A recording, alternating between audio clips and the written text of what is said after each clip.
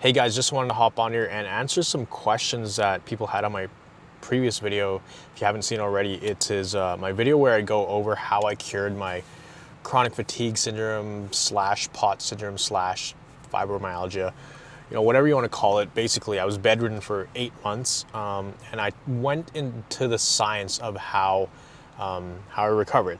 So this video is kind of continuation of that, reading through all the questions I got in it, because I feel like if you're watching this video right now, then you probably are feeling a little bit helpless.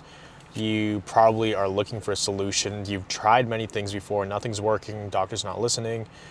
People don't really understand what you're going through, but me being someone who's went through that, I really want to make these videos to help you guys, because a lot of people, at least I know for me, when I was sick, I was watching videos just like this. I was just sitting around with nothing to do, so I could watch videos all day. And I just wanted to hear someone talk about it and talk about how they got better and what they did to get better. So I'm just going to run through a question, kind of just pick from all the different questions people asked me on my previous video. So Vanessa asked, did you have a trauma or trigger, like a loss or accident? Yeah, that's kind of what put me over the edge. It was one incident in particular that really made my life turn 180, and when I knew for sure, like, I was 100% sick. So leading up to that moment, I was having some signs of things going wrong. I was having heart palpitations, couldn't sleep, stress levels were through the roof. I felt really anxious all the time because I put a lot of pressure on myself. I was actually starting a new job as a personal trainer. So it's a very physical job as well. Mentally, it's draining because you're constantly looking for clients, and the clients you do get, when you're training someone, a lot of times you're talking to them throughout the whole thing. So it's a very draining job, but I was also not eating properly. So really, I was just pushing my body to the limits until one day, I was taking all these supplements for months, pre-workout, coffee, Red Bulls, things like that. And this one day I took pre-workout, and it's crazy because I took pre-workout to study before. I was studying sales in the library. So I went to the library, was reading the books. I had some pre-workout. A couple weeks before, I had this weird feeling in my chest. I literally felt like my heart was about to explode, and then I had a wave of anxiety that I've never felt before, which is really weird. So that kind of scared me. I stopped taking stimulants for about 2 to 3 weeks. Then when I went to go study at the library, took the stimulants again, and as I was sitting in that chair reading through the stuff, taking notes, about 20 minutes in, I look up and I just felt completely weird. I almost felt like I was losing control. I couldn't focus on anything in the room. It was literally just tunnel vision. Like, I looked in front of me, I looked at the wall, but it's like I could feel my brain analyzing how many specks of dust are on the wall, how many shadows are on the wall, and it was really overwhelming. Then I literally felt like the tunnel vision coming in.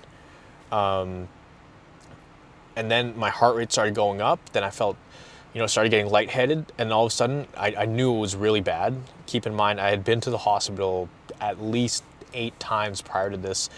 So I knew I had to call the ambulance because it was bad. So I stand up, kind of rush over to the front desk, and I was like, you guys got to call the ambulance right now. Something's happening.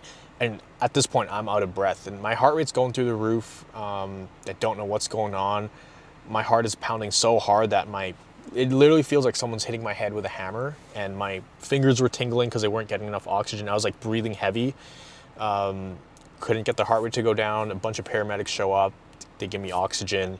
They look at the supplement I was taking, and they're like, yeah, this is probably what did it. They threw that out, and honestly, I was scared for my life. That was like some major PTSD right there. I would have nightmares about that experience for the next 3 years. But anyways, they take me to the hospital, run all these tests. Turns out I'm fine. They just said drink lots of water. But that was the incident where it was never the same after that until I fully recovered. That's where it changed the game for me. Because after that, I could no longer really do much physical activity. I could not work out at all, could not take any supplements whatsoever, stimulants. I was sensitive to sugar, sensitive to certain foods. I would have headaches all the time. But that was like, usually when you get sick like this, there's usually a tipping point. That was definitely the tipping point for me, because if you watch my other video, I talk a lot about baseline, and your body has a threshold, like a cushion for stress. But once you start removing those cushions, think about it like, if this is, this is your baseline, right? You're up here. As you add on stress in your life, then you have less buffer, less buffer, less buffer. Maybe you have money issues or financial issues, relationship issues, job issues, and then you're eventually going to hit a point where you're barely above water. Think about this like a body of water. You're barely floating above the surface. It just takes a little bit more of a stressor to push you under, to where you have no more cushion. It pushes you under, and that's where all the symptoms come.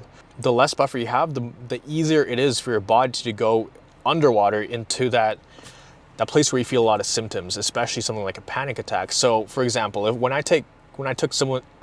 took stimulants before, I would have a huge buffer. So I could take stimulants, it would lower my buffer a little bit. But because I was like right here, borderline on edge, I took those stimulants and then I kind of just crashed, went way underwater.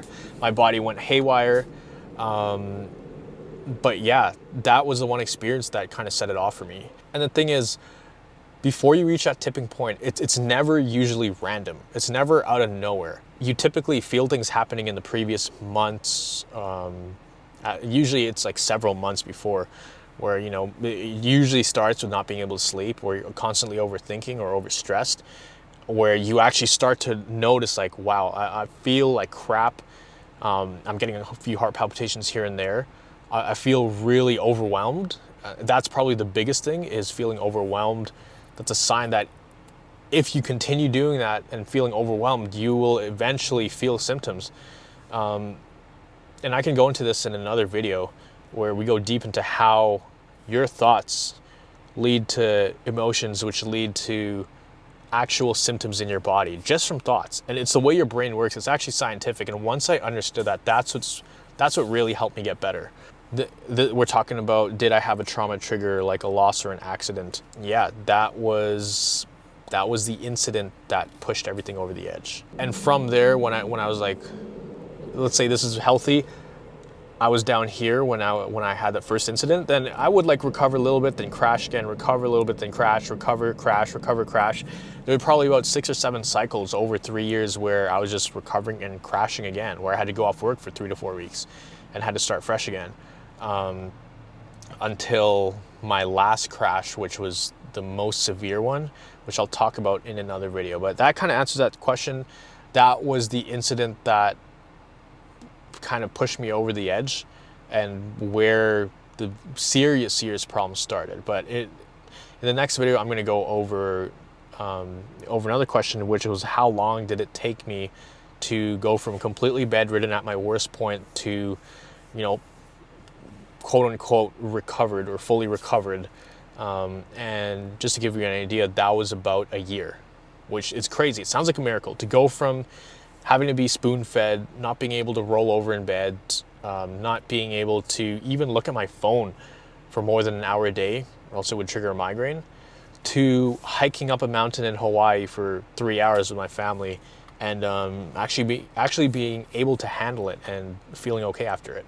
So I'll talk about that in the next video. Go watch my other video where I talk more about literally what I did from A to Z to get better, to go from super bedridden to being at the top of a mountain in Hawaii in literally 1 year.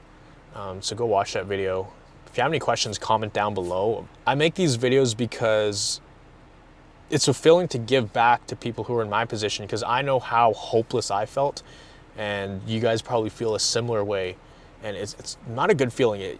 It's a very lonely path, because not a lot of people understand what you went through or what you're going through.